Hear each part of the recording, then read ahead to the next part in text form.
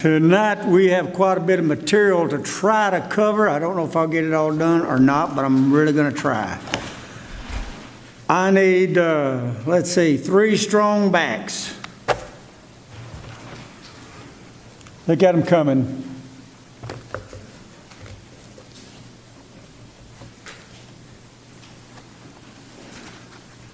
All right. There's 1. There's 2. And this is for tonight.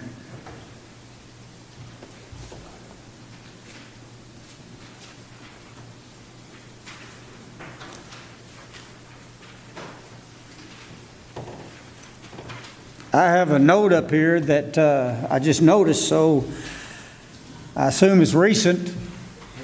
Uh-huh. Oh, you already made it. Good. Thank you. I'm sorry. That's what I get for running a little late. I got caught up getting prepared for tonight, and I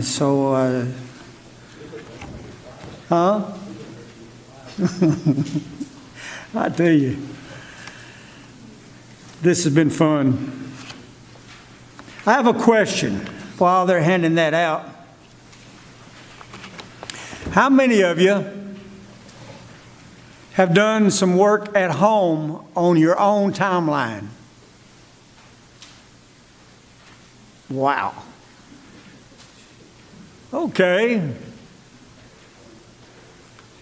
I guess you can just use mine for a while.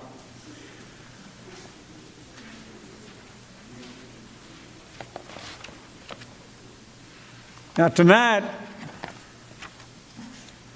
you have the timeline of the Bible, the Babylonian captivity. That's what we're going to be looking at tonight, the Babylonian captivity. The other 2 deal with the genealogy of Jesus. And that completes the genealogy. It goes all the way from Adam to the time of Christ. And the dates on some of these individuals that was in the lineage, I did not have. I didn't have enough wherewithal to put all that together. So I just put a box and put a bunch of names on it, and you can kind of estimate the period of time.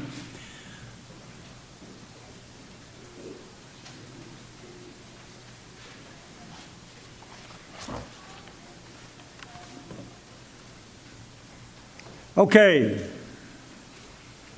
Babylonian captivity, and we're going to be looking at the intertestamental period too, if we have time. I really would like to kind of get through this and start on the New Testament next week. First of all, the end began for Judah whenever Josiah, one of the favored kings of Israel, went to Carchemish and challenged Pharaoh Necho of Egypt. It didn't bode so well for him. He got defeated, and then he himself ended up being killed. After Necho kills Josiah, Jehoahaz, his son, goes to reign in Judah. That reign only lasted 3 months. He wasn't favored. And so after that, Jehoiakim or Zedekiah became the next king, and he would take Jehoahaz's place, and he would reign for 11 years. Now, you've got 3 names for this guy, and this is significant. He is known in Judah as Jehoiakim, as well as Zedekiah. Now, if you remember in Jeremiah's writing, Jehoiakim was also called Jehoiakim. And Jehoiakim had a deep hatred for Jeremiah. And Jeremiah was warning about the coming captivity, and he would blow it off and bring in his own chosen prophets who would say, no, it's not going to happen. There's not going to be any captivity. Don't listen to Jeremiah. Well, it didn't bode well for Jeconiah. And so Nebuchadnezzar in 34:22 comes in and begins his siege on the city of Jerusalem and to destroy the city of, to destroy Judah. And at that time, 34:22, the captivity of Israel begins. They were carried off in different waves. First, Zedekiah, his eyes was put out and then carried into Babylon, where he was imprisoned. With him went 3,023 Jews, men of Israel. Jeremiah 52, verse 28. In 34:39, 832 persons were exiled. Again, Jeremiah 52:29. 34:44, 745 Jews were exiled. Jeremiah 52:30. Now, we've got the captivity period fully underway. If you remember what Jeremiah prophesied, that it would be 70 years that they would be in captivity. And they were in captivity for 70 years. In 3492,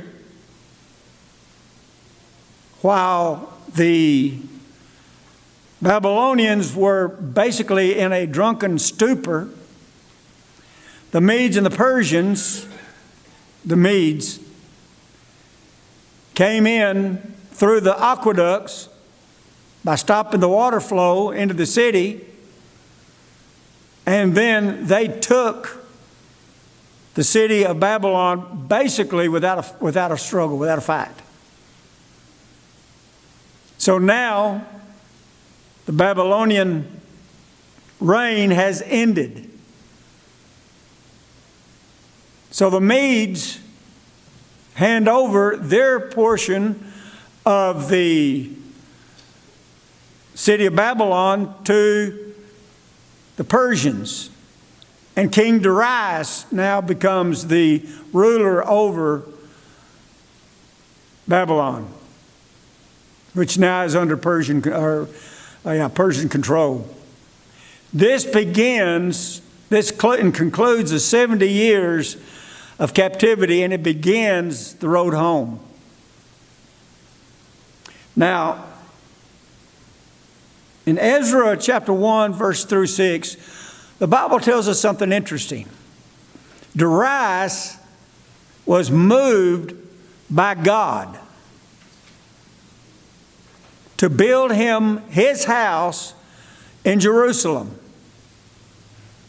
Now, to explain this, I really can't. But it was something real to Darius, and he took it very seriously. So Darius then began to get together all of those who wanted to go back and rebuild the temple there in Jerusalem. And he gave them a letter of passage, safe passage. Not only that, he supplied all of the materials that had been used in the temple that had been taken by King Nebuchadnezzar. And he sent Zerubbabel and the first wave of refugees back to Jerusalem to begin the temple. In 3568, that was 3493. In 3568, now Ezra returns to try to finish up where Zerubbabel had started on the temple. And so Ezra returns and they complete the temple. Well, we'll fast forward to 3593. Nehemiah is a cupbearer to Artaxerxes. He was crestfallen because the city yet stood unprotected. Now, you know, in that period of time, here they're just coming back from captivity. And now basically, they've been 30, 40 years with no protection around the city, no wall. So Nehemiah wanted to go back and build the city, build a wall around the city. And so he did that.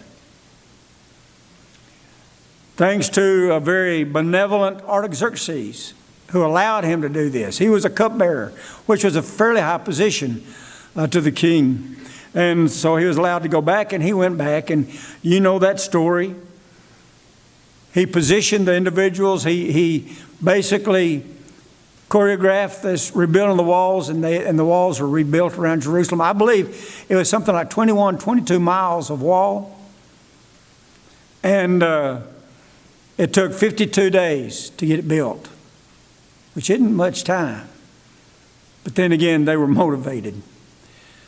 So now you have the walled, completed city, and you also have the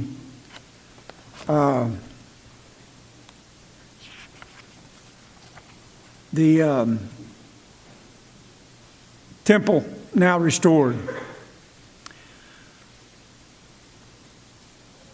On the back of one of your pages, if you would, I've got some things you might want to write down. We're going to talk about about 7 periods of time. And we're going to look at the number of years that's associated with those periods of time. And this is kind of significant to the timeline. So if you would, write on the back of one of your pages. I ran out of time, or I would have copied this for you too. I've got it, the timeline addenda. So that shows you it was an add-on. First of all is the period of the flood. The flood, or Adam to the flood. That's going to be the largest period of time. From Adam to the flood was 1,656 years.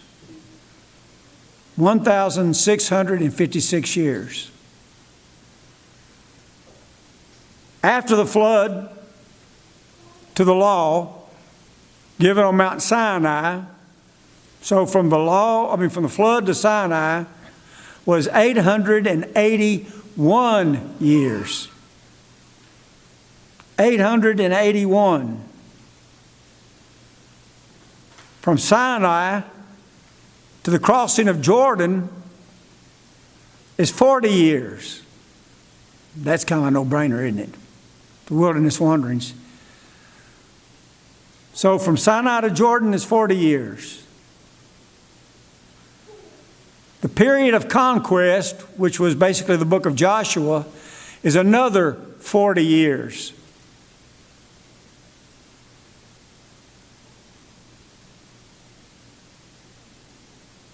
Then you have the period of Judges, which is a time frame of 316 years.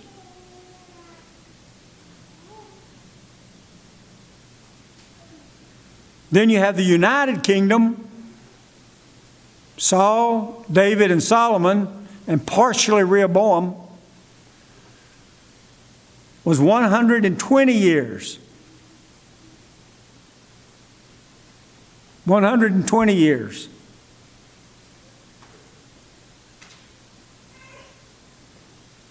The divided kingdom, which was basically the rest of those kings from Rehoboam to Jeconiah, was 366 years. 366 years.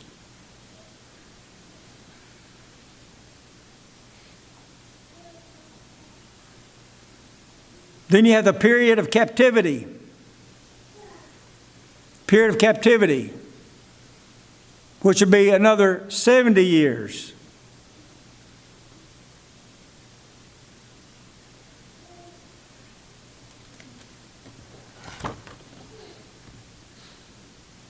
You have the return from captivity, which would be about 100 years. And from this point forward, it's more of a guesstimation. And then you have the intertestamental period, which is around plus side of 400 years.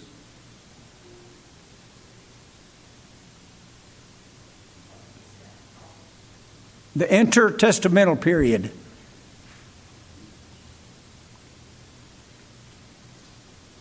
$400 years around. And again, probably on the plus side of that.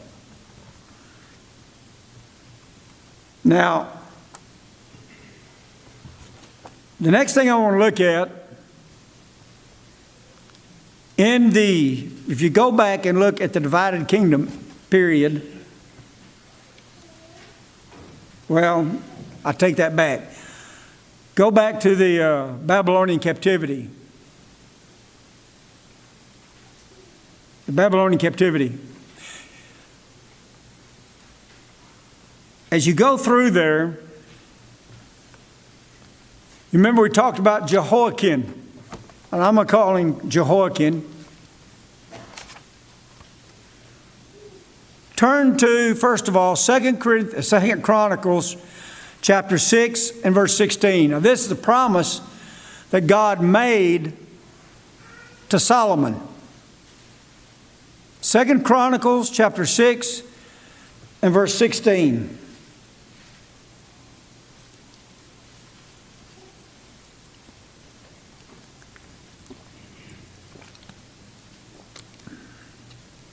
Now let's read this. Therefore, Lord God of Israel, now keep what you promised your servant David, my father, saying, you shall not fail to have a man sit before me on the throne of Israel. Only if your sons take heed to their way, that they may walk in my law as you have walked before me. Now, I want you to notice what Solomon reminds God, and he didn't have to remind God, but you know what I'm saying. He tells God, basically, that God, you promised my father David that as long as your children walked in the ways and the covenants and the commandments of God, they would raise one of your sons to sit on the throne. Up through the time of Jehoahaz, or actually Jehoiakim, that promise was fulfilled. They had raised up these kings, and they were all from the seed of David. And if you'll look on your timeline, that's quite a bit. It's quite a few. Quite a few years. We've already said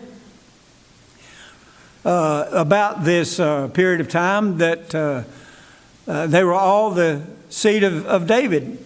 Now, Jehoiakim comes along, and Jehoiakim is one sorry dude. I mean, he is sorry. Now, turn to Jeremiah 22, verse 28. Jehoiakim is part of the reason, and I want to say a small part, because God had already determined that Israel was going to go into captivity for their sins and their rebellion against God. But Jehoiakim didn't help anything with his false prophets and then with his rebellion. Look at Jeremiah 22, starting in verse 28. Now, Jeremiah calls him Coniah, but it is Jeconiah or Zedekiah or Jehoiakim, all three. Is this man Coniah a despised, broken idol? A vessel in which is no pleasure? Why are they cast out, he and his descendants, and cast to a land that they do not know? Now here's the prophecy. O earth, earth, hear the word of the Lord. Thus says the Lord, write this man down as childless, a man who shall not prosper in his days. For none of his descendants shall prosper, sitting on the throne of David and ruling any more in Judah.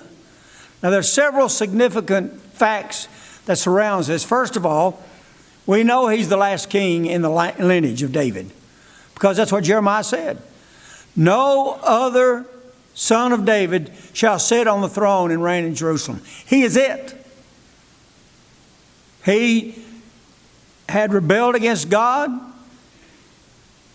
As a result of that rebellion, the Bible tells us that he was not to have himself or any of his children to sit on the throne, or descendants. Now, you say, okay, what's the significance of that? Here's the other significance. If you have studied the theory, the doctrine of premillennialism, you will see that they have Jesus coming back and reigning on the throne in Jerusalem. And he'll reign for a number of years as king over the earth. But he'll be reigning out of Jerusalem. Now, folks, when you get home, look at your genealogy timeline of Jesus and notice who is on his lineage. A man by the name of Jehoiakim, or Jeconiah, or Coniah. Jesus cannot sit on the throne in Jerusalem because he is of the lineage, he is of the seed of Jeconiah. That's it. When it says, write this man down as childless, he had children. It wasn't that he wasn't going to have any more children. There was going to be no more of his children or descendants that would sit on the throne.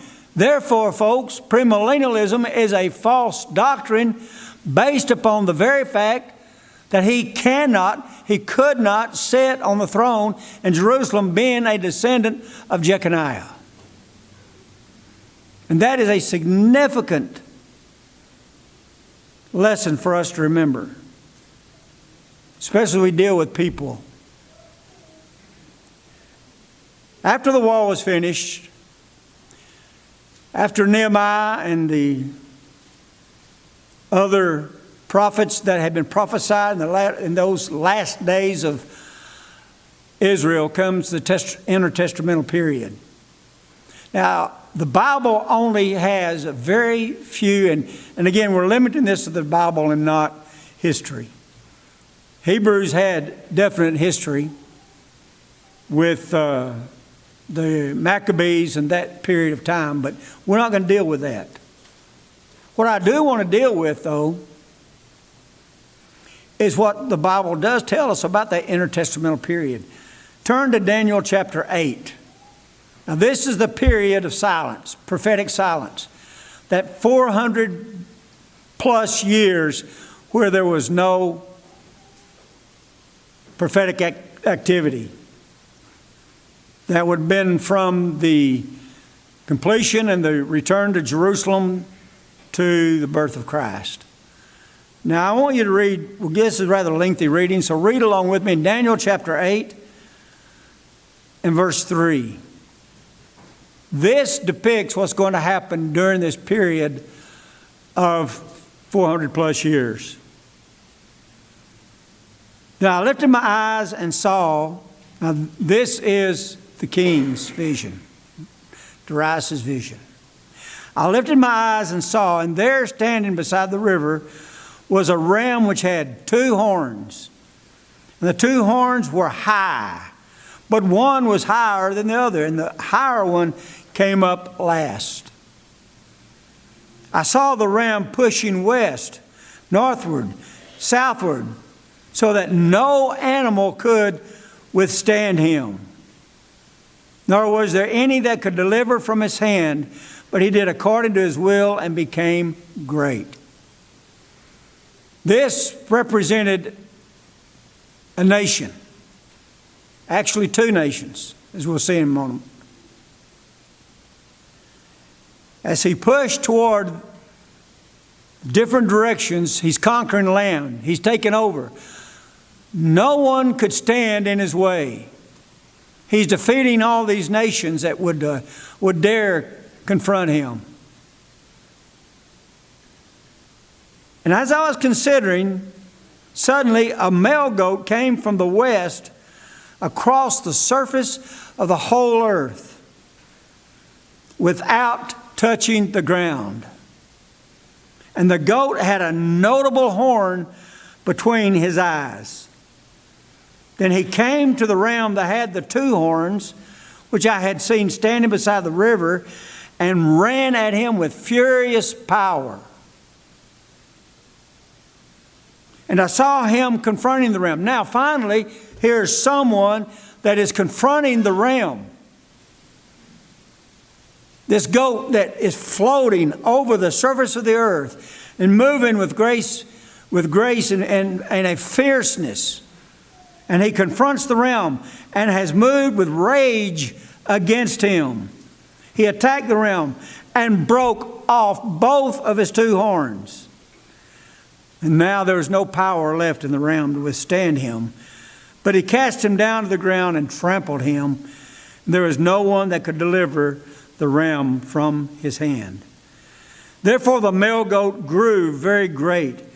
But when he became strong, the large horn was broken. And in place of it, 4 notable ones came up toward the 4 winds of heaven. And out of one of them came a little horn, which grew exceedingly great toward the south, toward the east, and toward the glorious land. And it grew up to the host of heaven, and it cast down some of the host of the stars to the ground and trampled them. Already, I think you can see this is just a apocalyptic language. Or apocalyptic. He even exalted himself as high as the prince of the host.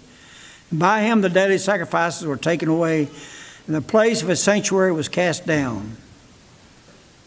Because of the transgression, an army was given over to the horn to oppose the daily sacrifices, and he cast truth down to the ground.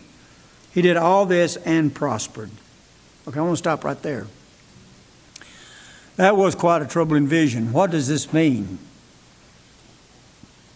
You have at least 3 nations mentioned here. Now let's read on down. There's no question who these nations are. You know, a lot of our friends that believe in premillennialism will take this and kind of distort it. But we're going to look at it because Daniel says this is who it is. First of all, verse 20, the ram with the 2 horns you saw, that represents the Medes and the Persians. The greatest horn was the Persians. They had made their move. They had land grabbed, conquered. But then comes the he-goat. Verse 21, the male goat is the kingdom of Greece. Daniel's telling us who this is. He's giving us what's fixing to happen. Then comes Greece in the picture. That large horn that is between the eyes of the first king. Then comes a broken horn and the 4 other horns, which 4 kingdoms shall rise out of that nation, but not with its power. When Alexander the Great fell, history tells us that there was 4 nations.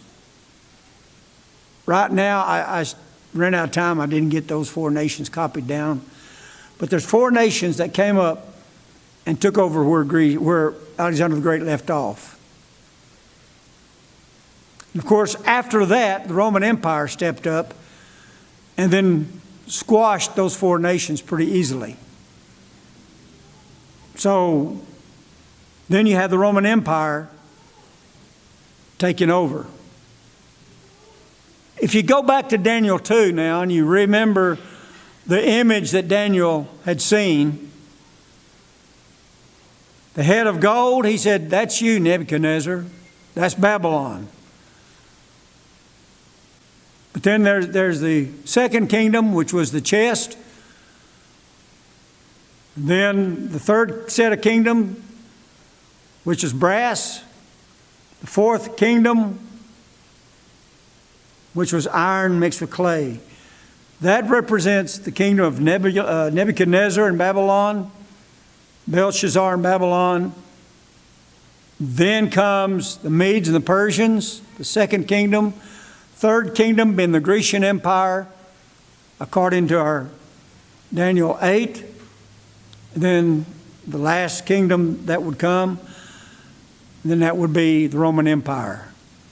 In the days of these kings, Daniel 2, the days of these kings shall the God of heaven set up a kingdom which shall never be destroyed, and it shall cover the whole earth. In the days of the Roman Empire, God's kingdom was set up. We're not waiting for the kingdom to be established. The kingdom was established in the days of the empire. Since it has been established now, it has become a world power in itself. But that kingdom is the church. That kingdom is the church, which is the body of Christ. Ephesians 1, 20 and 21. The fulfillment of that body. Mark 9, verse 1, and some of you will not taste of death until you see the kingdom come with power. Some of that very generation that stood there listening to Jesus, Jesus said, you will see the kingdom. Now, unless there's some pretty old folks running around here, a couple of thousand years old, then the kingdom was established almost 2,000 years ago. That's the kingdom that Daniel prophesied in chapter 2. And we have the nations that preceded the coming of that kingdom later on, after Babylon. The Medes, the Persians, Grecian Empire, and the Roman Empire. I do want to look at the genealogy of Christ. Go look at the very last page I gave you.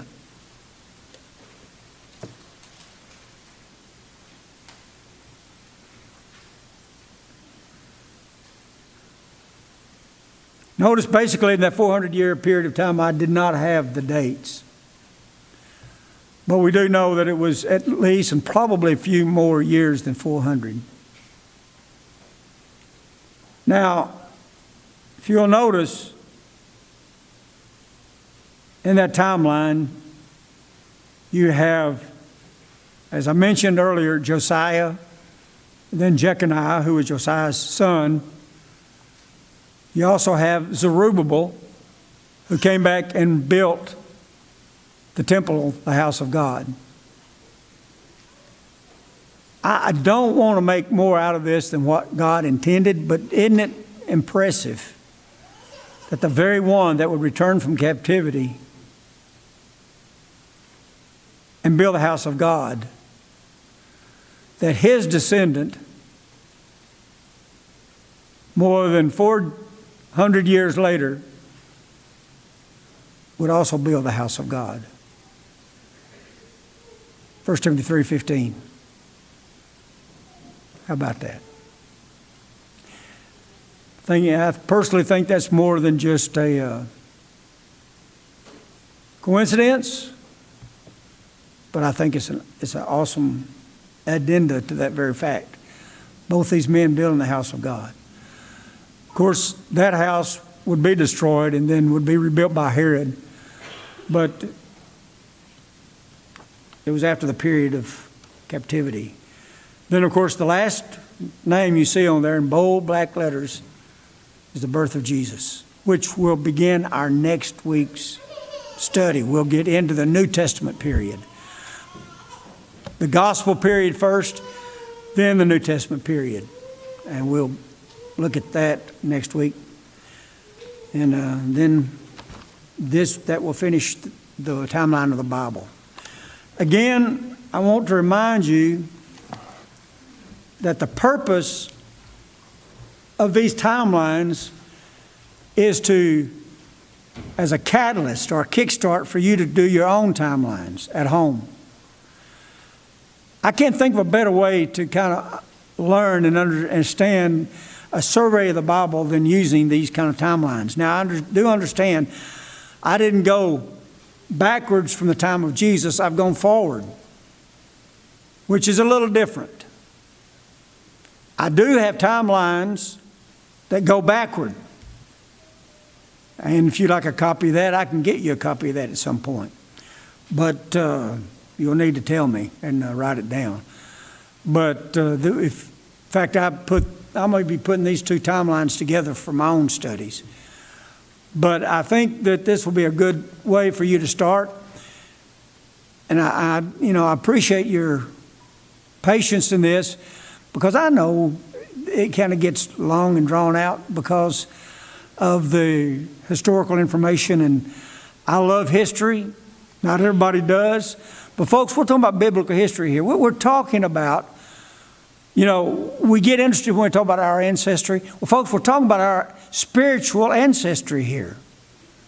We're talking about where the Lord brought His people and His Son from His people.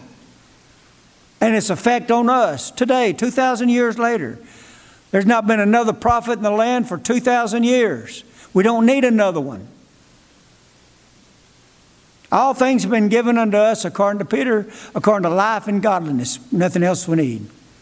Contend earnestly for the faith, Jude 3, which once and for all was delivered unto the saints. We have it. Now we have the rest of the story. We have the complete picture. And these timelines help us to see that complete picture. The work of God bringing together